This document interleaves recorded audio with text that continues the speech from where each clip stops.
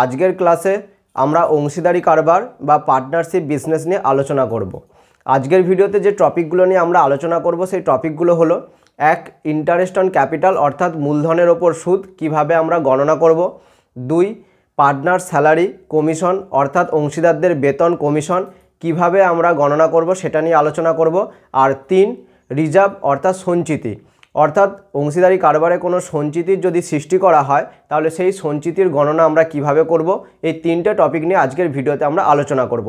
আগের ভিডিওতে আমরা আলোচনা করেছিলাম profit and loss appropriation account অর্থাৎ লাভ ক্ষতি বন্টনের হিসাব কি করে প্রস্তুত করতে হয়। যদি তোমরা সেই ভিডিওটা না দেখে থাকো তাহলে ডেসক্রিপশন বক্সে ফেসবুক এবং ইউটিউব উভয়ের লিঙ্ক দেওয়া থাকবে, তোমরা সেখান থেকে ভিডিওটা দেখে নিতে পারো। তো আজকের ভিডিওতে প্রথম যেটা আমরা আলোচনা করব সেটা হচ্ছে interest on capital. Interest on capital অর্থাৎ যেটাকে আমরা বলি মূলধনের ওপর সুদ।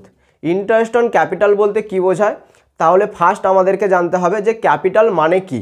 অংশীদাররা যে পরিমাণ টাকা নিয়ে ব্যবসাটা শুরু করে সেটাকে বলা হয় ক্যাপিটাল। এখন অংশীদারদের মধ্যে যদি কোনো রকম চুক্তি হয় যে যত টাকা কারবারে শুরুর সময় দিয়েছিল তার উপর একটা নির্দিষ্ট হারে কারবার থেকে সুদ দেয়া হবে, তাকে আমরা বলি ইন্টারেস্ট অন ক্যাপিটাল বা মূলধনের ওপর সুদ।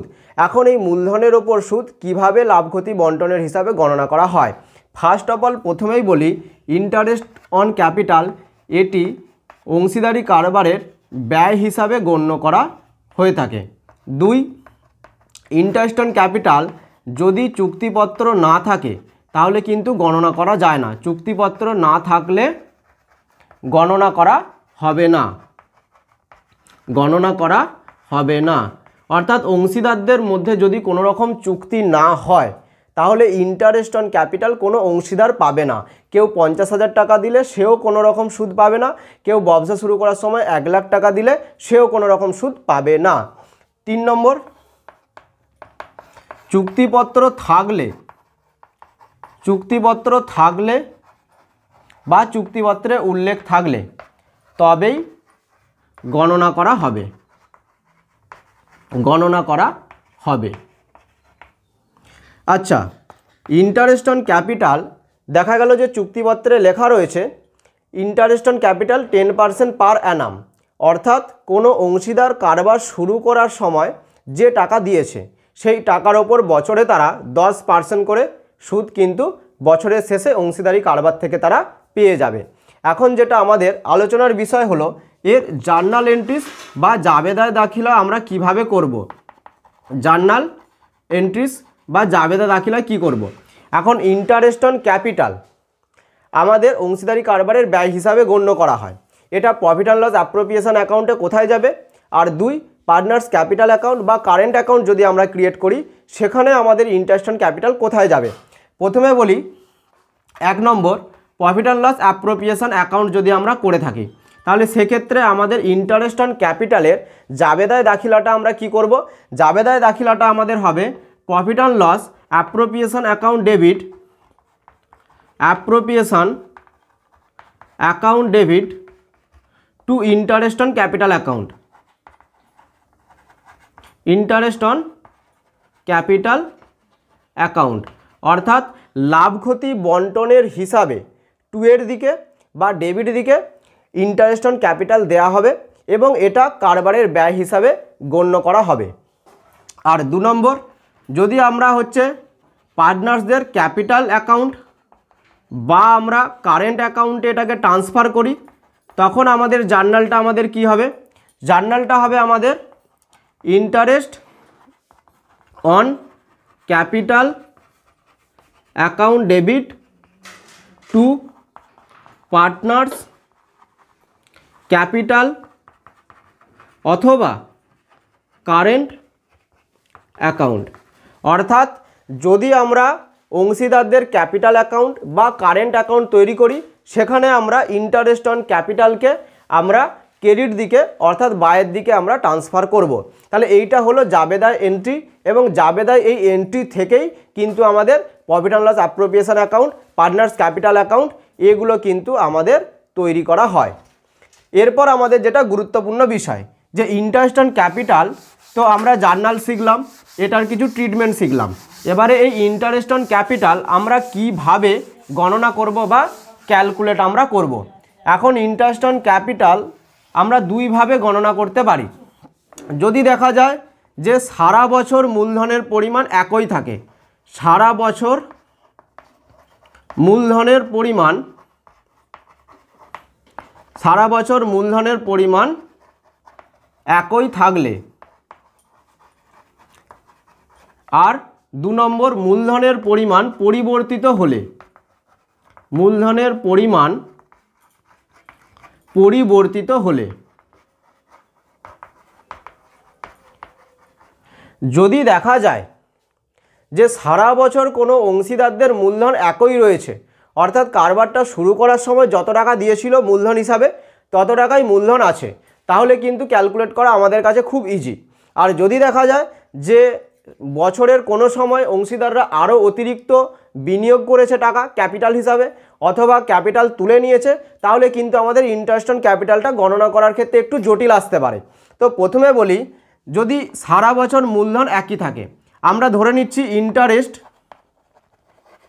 অন ক্যাপিটাল 10% পার অ্যানাম, যে বছরে ইন্টারেস্ট অন ক্যাপিটাল 10% দেওয়া হবে।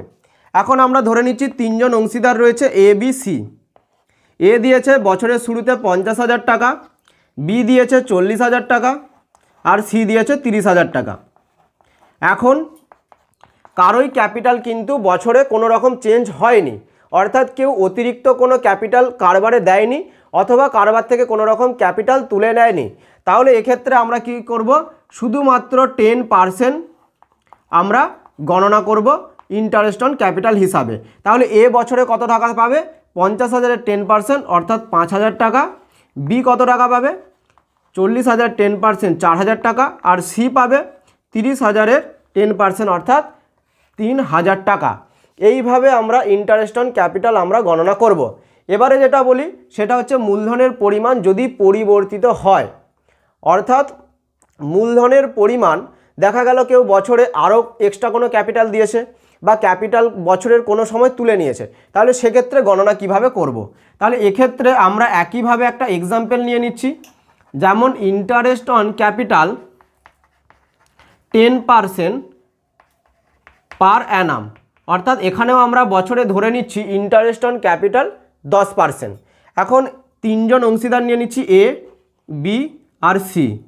যে ক্যাপিটালগুলো দিয়েছিল কারবার শুরু করার সময় এ দিয়েছিল 50,000, বি দিয়েছিল আমাদের 40,000 আর সি দিয়েছিল 30,000।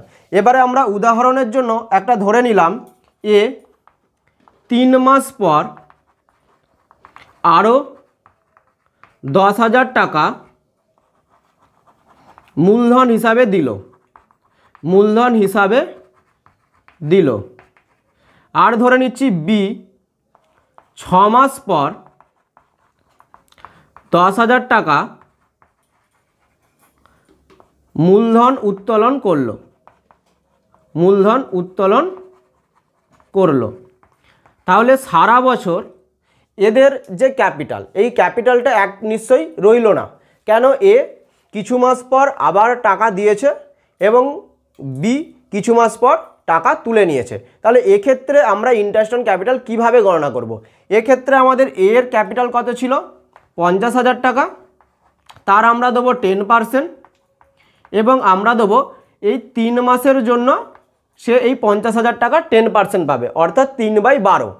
বাকি কি করেছে, প্লাস যেটা আমাদের 10,000 টাকা সে মূলধন হিসাবে আবার দিল কত মাস পর, 3 মাস পর। তাহলে 3 মাস পর তার ক্যাপিটাল কত হলো, 60,000 টাকা। তাহলে এখন সে পাবে 60,000 টাকা 10% কত মাসের জন্য পাবে, 9/12 অর্থাৎ 9 মাসের জন্য। তাহলে এখান থেকে আমরা ইন্টারেস্ট অন ক্যাপিটাল এর গণনা করতে পারবো। বি এর ক্ষেত্রে কন্ডিশন কি হবে, বি এর প্রথমে ছিল 40,000 টাকা, তার হচ্ছে 10% কত মাসের জন্য, 6 মাসের জন্য। এরপর কি করেছে, বি 10,000 টাকা তুলে নিয়েছে। তাহলে বি এর কাছে এখন কত টাকা রয়েছে, বি এর ক্যাপিটাল হিসাবে এখন 30,000 টাকা রয়েছে। তাহলে বাকি 30,000 টাকার সে 10% পাবে বাকি 6 মাসের জন্য, 6/12। আর সি এর ক্ষেত্রে মূলধন একই রয়েছে, অর্থাৎ সি টাকা উত্তোলনও করেনি আবার টাকা হচ্ছে দেয়নি অতিরিক্ত টাকা। তাহলে এক্ষেত্রে সি এর যেমন হচ্ছিল 30,000 টাকা 10% পাবে, এর ক্ষেত্রে 12 মাসেরই পাবে, যেটাকে আমরা 12 লিখলেও চলে বা না লিখলেও আমাদের চলে। তাহলে এইভাবে আমরা ইন্টারেস্ট অন ক্যাপিটাল গণনা করব এবং ইন্টারেস্ট অন ক্যাপিটাল গণনা করার পর আমরা জার্নাল বললাম প্রফিট অ্যান্ড লসের 2 এর দিকে দেবো, আর যদি আমরা ক্যাপিটাল অ্যাকাউন্ট বা কারেন্ট অ্যাকাউন্ট করি পার্টনার্সদের তাহলে আমরা বায়ের দিকে ইন্টারেস্ট অন ক্যাপিটাল দেবো।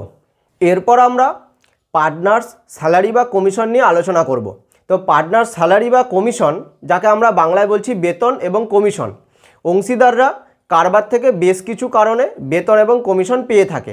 এটি কারবারের ব্যয় হিসাবে গণ্য করা হয়। এটি কারবারের ব্যয় হিসাবে গণ্য করা হয়। যদি চুক্তিপত্র না থাকে তাহলে এটাকেও গণনা করা হয় না। চুক্তিপত্র না থাকলে গণনা করা হয় না, গণনা করা হয় না। আর চুক্তিপত্র থাকলে তবেই গণনা করা হয়।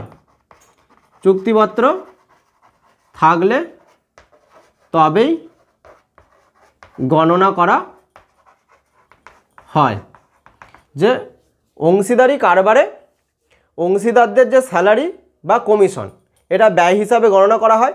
যদি চুক্তিপত্রে লেখা থাকে যে কোনো অংশীদার কারবার থেকে স্যালারি পাবে অথবা কমিশন পাবে তবেই কিন্তু তারা পাবে। আর যদি কোনো রকম চুক্তিপত্রে কিছু লেখা না থাকে তাহলে কোনো অংশীদারই স্যালারি বা কমিশন পাবে না। এখন যদি স্যালারি বা কমিশন কেউ পেয়ে থাকে তাহলে তার জার্নাল এন্ট্রিস বা জাবেদায় দাখিলাটা আমরা কিভাবে করব। আগের ভিডিওতে তো আমরা আলোচনা করেই দিয়েছি যে লাভ ক্ষতি বন্টনের হিসাবে এই পার্টনার স্যালারি বা কমিশন 2 এর দিকে যায় বা ডেবিট দিকে যায়, কিন্তু আজকে আমরা এর জার্নালটা বা জাবেদাটা শিখে নেব, যেটা হচ্ছে 4 নম্বর জার্নাল। যে এর জাবেদাটা কি হয়ে থাকে। 1 নম্বর, যদি আমরা প্রফিট অ্যান্ড লস অ্যাপ্রোপ্রিয়েশন অ্যাকাউন্টে এটাকে এন্ট্রি করতে চাই তাহলে আমাদের ক্ষেত্রে যে জার্নালটা হবে সেটি হলো প্রফিট অ্যান্ড লস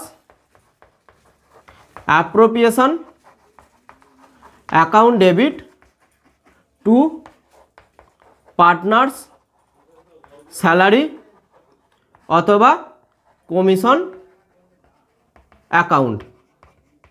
আর যদি এটাকে আমরা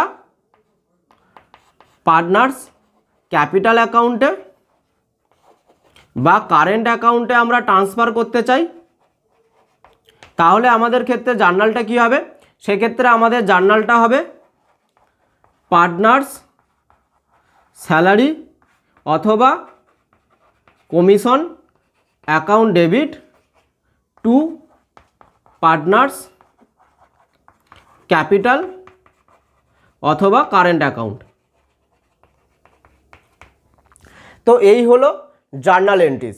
যদি আমরা প্রফিট অ্যান্ড লস অ্যাপ্রোপ্রিয়েশন অ্যাকাউন্টে যদি আমরা এই পার্টনার স্যালারি বা কমিশনটাকে দিতে যাই তাহলে আমাদের হবে টু পার্টনার স্যালারি বা কমিশন অ্যাকাউন্ট, ঠিক আছে।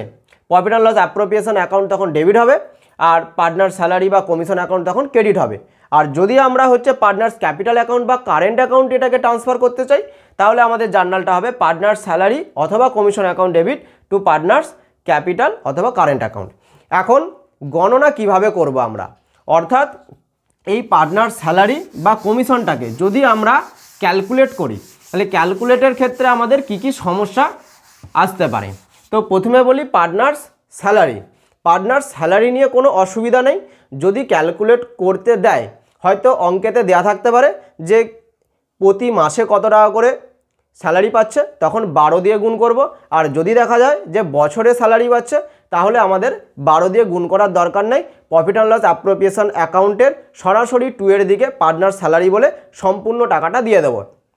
একটা যদি এক্সাম্পল বলি, যেমন ABC 3 জন অংশীদার রয়েছে। এ প্রতি মাসে 500 টাকা করে স্যালারি পায় তাহলে পার্টনার স্যালারি হিসাবে কত টাকা হবে 500 গুণিতক 12 অর্থাৎ 6000 টাকা। আর যদি দেখা যায় যে এ বছরে 10,000 টাকা স্যালারি পায় তাহলে সরাসরি আমরা 10,000 টাকা পার্টনার স্যালারি অ্যাকাউন্টে আমরা দিয়ে দেবো। এখন আমাদের যেটা ক্যালকুলেট করতে হয় সেটা হচ্ছে কমিশন। এই কমিশনটা ক্যালকুলেটের ক্ষেত্রে একটু অসুবিধা থাকে। কেন, কমিশন যখন ক্যালকুলেট করতে দেয় তখন আমাদের দুটো কন্ডিশন থাকে, একটা বিফোর চার্জিং কমিশন, একটা আফটার চার্জিং কমিশন। এই দুটো বিষয় কিন্তু আমাদের উল্লেখ থাকে। তো একদিকে লিখছি আমরা বিফোর চার্জিং কমিশন আর একদিকে আমরা লিখছি after charging commission. After charging commission, কমিশনকে আমরা বাংলায় বলি দস্তুরি। অর্থাৎ এখন কোনো কোনো অঙ্কে বলা থাকতে পারে যে কমিশন রেট হচ্ছে 10%, যে কেউ বিক্রয়ের ওপর অথবা প্রফিটের ওপর কমিশন পাবে বছরে 10%।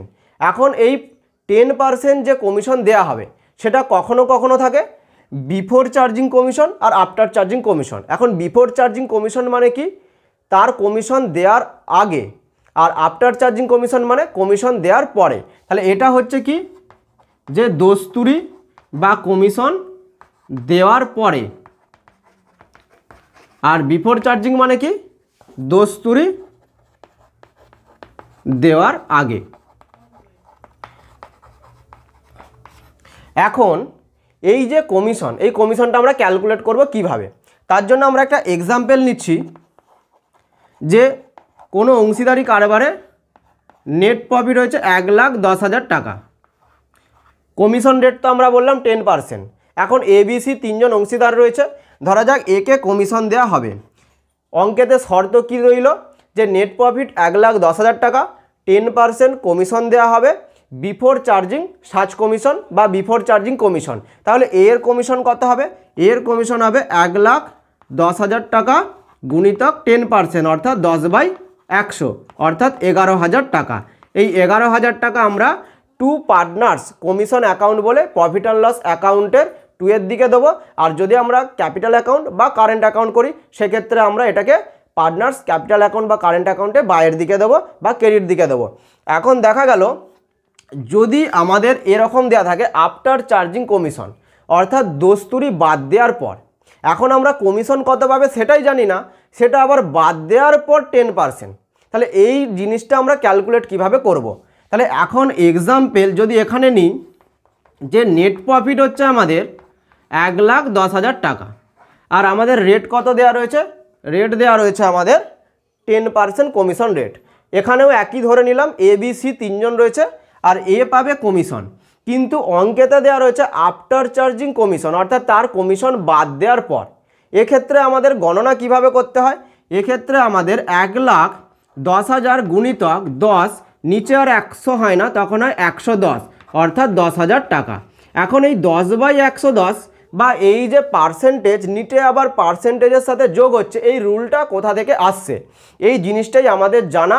কারণ এই অঙ্ক কিন্তু পরীক্ষায় আসে যে নেট প্রফিট হচ্ছে 1,10,000 টাকা এবং কমিশন হচ্ছে 10%, এবং আফটার চার্জিং সার্চ কমিশন 10% করতে হবে ক্যালকুলেট।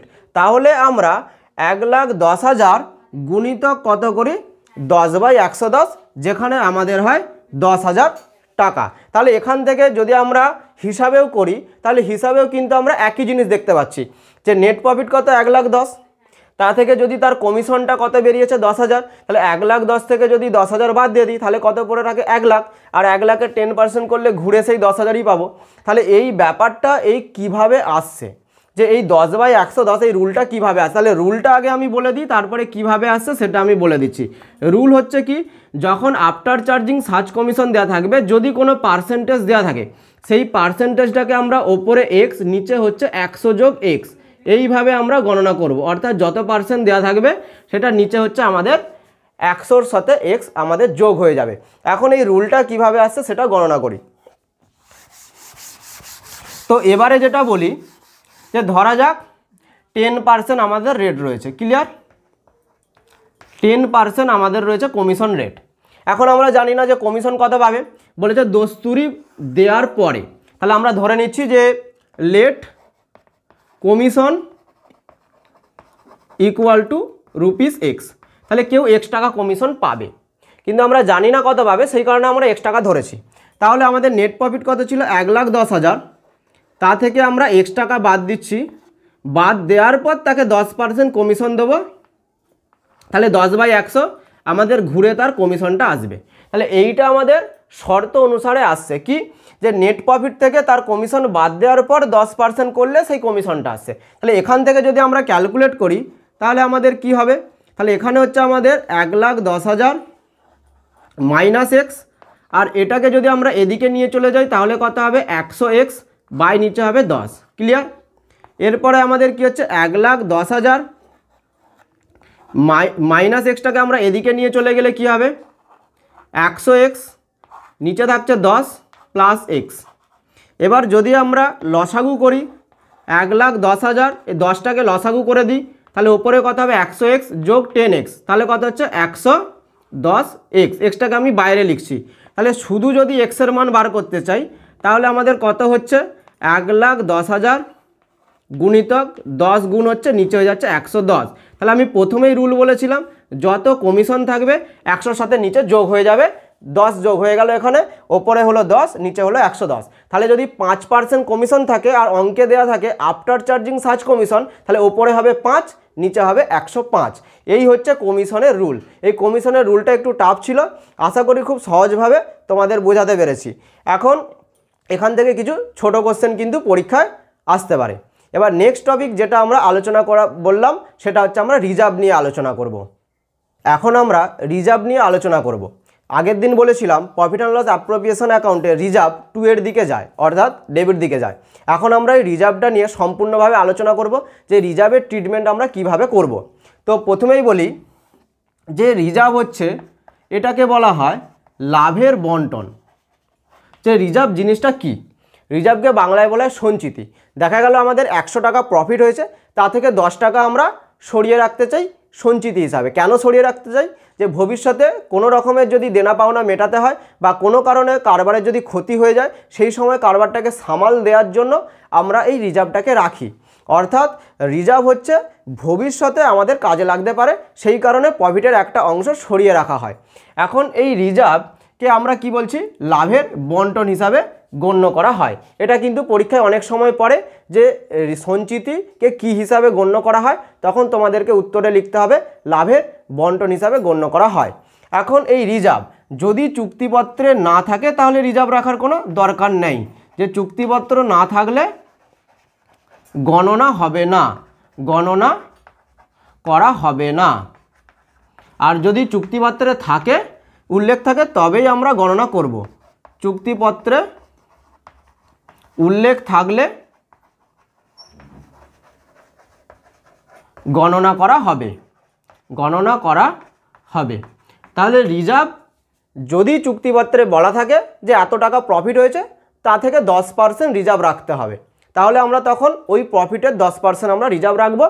আর যদি বলা থাকে যে রিজার্ভের কোনো কথাই বলা নেই বা চুক্তিপত্রই নেই, তাহলে আমাদের কোনো রিজার্ভ রাখার দরকার নেই, রিজার্ভের কোনো ট্রিটমেন্ট অঙ্কেতে আসবে না। এখন এই রিজার্ভের ক্ষেত্রে আমরা কমিশনের মতো দুটো কন্ডিশন দেখতে পাই। একটা দেখতে পাই বিফোর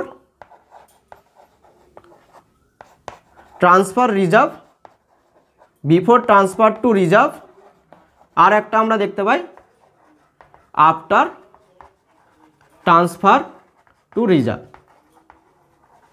এই দুটো জিনিস আমরা দেখতে পাই। একটা হচ্ছে সঞ্চিতি রাখার আগে, একটা সঞ্চিতি রাখার পরে। এখন এক্ষেত্রে একই নিয়ম। এখানে যদি আমি 10% ধরি তাহলে যদি দেখা যায় কোনো এক্সাম্পল দেওয়া রয়েছে যে নেট প্রফিট হচ্ছে আমাদের 1,10,000 টাকা, যে তার 10% রিজার্ভ রাখতে হবে। রিজার্ভ কত হবে? বিফোর ট্রান্সফার টু রিজার্ভ, এই কন্ডিশন আমাদের দেওয়া রয়েছে। তাহলে আমরা কি করব? রিজার্ভ হিসাবে এর সিম্পলি 10/100 করব। আর যদি থাকে আফটার ট্রান্সফার টু রিজার্ভ তাহলে একই রকম নেট প্রফিট যদি আমাদের থাকে 1,10,000 টাকা তাহলে আমরা কি করব? সেখানে 10/110 করব। আর কিভাবে এই 10/110 বা x/100 প্লাস এক্স আসছে একটু আগে আমি বললাম। তাহলে এইভাবে কিন্তু রিজার্ভকে আমরা ট্রিটমেন্ট করতে পারবো। এখন রিজার্ভের জার্নাল এন্ট্রিজ কী হবে? রিজার্ভকে যখন আমরা জার্নাল এন্ট্রিজ আনবো, প্রফিট অ্যান্ড লস অ্যাপ্রোপ্রিয়েশনে আনবো, তখন আমাদের জার্নাল এন্ট্রিজ হবে profit and loss appropriation account debit, profit and loss appropriation account debit to reserve account, reserve account. এখন এই রিজার্ভ যদি চলমান প্রতিষ্ঠান হয় সেই চলমান প্রতিষ্ঠানে পার্টনার্সদের ক্যাপিটাল বা কারেন্ট অ্যাকাউন্টে যাবে না। রিজার্ভটা রাখা হয় ভবিষ্যতের কাজের জন্য। এটা পার্টনার্স ক্যাপিটাল বা পার্টনার্স কারেন্ট অ্যাকাউন্টে পার্টনার্সদের মধ্যে ভাগ হয় না। কিন্তু যদি দেখা যায় যে কোনো অংশীদার নতুন করে কারবারে আসছে, কোনো অংশীদার কারবার থেকে চলে যাচ্ছে, কোনো অংশীদারের মৃত্যু হচ্ছে, তখন কিন্তু রিজার্ভ অংশীদাররা ভাগ করে নেয়। একটা চলমান প্রতিষ্ঠানে রিজার্ভ কিন্তু প্রফিট থেকে সরিয়ে রাখা হয়, এটা ক্যাপিটাল বা কারেন্ট অ্যাকাউন্টে ভাগ করা হয় না।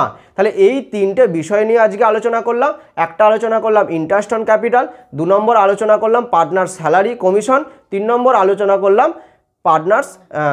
যেটা আমরা রিজার্ভ নিয়ে আলোচনা করলাম। তো আজকের ভিডিওতে এতটাই। নেক্সট টপিকে আমরা আরও বিভিন্ন জিনিস নিয়ে আলোচনা করব। তোমরা পেজটা ফলো করে লাইক করে, ইউটিউবে যদি তোমরা দেখে থাকো তাহলে সাবস্ক্রাইব করে পাশে থেকো। ধন্যবাদ।